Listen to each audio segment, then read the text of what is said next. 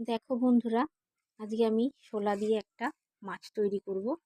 তো শোলা দিয়ে মাছ তৈরি করার জন্য আমাকে একটা এরকম ফর্মা বানিয়ে নিতে হবে। একটা সাদা কাগজে একটা মাছ এঁকে এইভাবে কেটে নেবে। কেটে নিয়ে এবার এর উপরে বসিয়ে মাপ করে পেন দিয়ে আউটলাইনটা বানিয়ে নিতে হবে। বানিয়ে নেবার পরে এই আউটলাইনটা হওয়ার পরে এই রকম যে চাকুগুলো হয়, এই যে চাকুগুলো, এই চাকু দিয়ে এর উপরে বসিয়ে এটার উপরে বসিয়ে একদম এইভাবে কেটে নেবে। ঠিক আছে? এটা কেটে নেওয়ার পর এই যখন তৈরি হবে, তারপরে দেখো এই দেখো বন্ধুরা, আমার কিন্তু এটা শোলাটা দেখো আমি কেটে নিয়েছি মাছের শেপে। দেখেছো? ফর্মাটা বানিয়ে ওর উপরে বসিয়ে আমি কেটে নিলাম। কেটে নিয়ে এবার দেখো কয়েকটা চুমকিকে আমি হাফ করে দিলাম।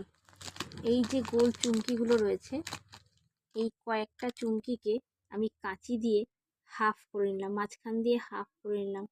হাফ করে ওর গলার সাইডটা আটকে দিলাম, আঠা দিয়ে লাগিয়ে দিলাম। ঠিক আছে?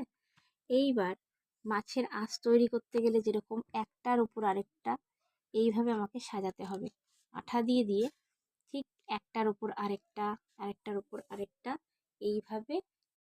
দেখো আমি কিভাবে বানিয়েছি, দেখো চুমকিগুলো লাগিয়ে দিয়েছি, এবার দেখো কাঠিগুলোও লাগিয়ে দিয়েছি।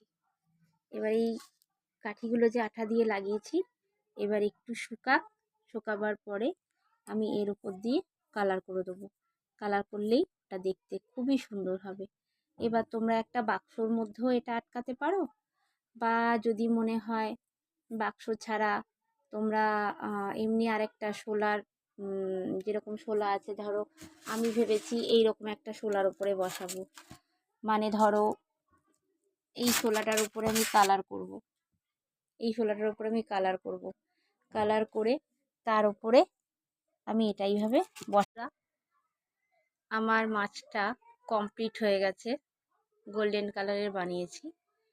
এবার এই শোলার উপরে যেগুলো তুমি দেখছো, তোমরা দেখছো সাদা সাদা হয়ে রয়েছে, সাদা শোলাটাকে একটু সমুদ্রের কালার করে দেব।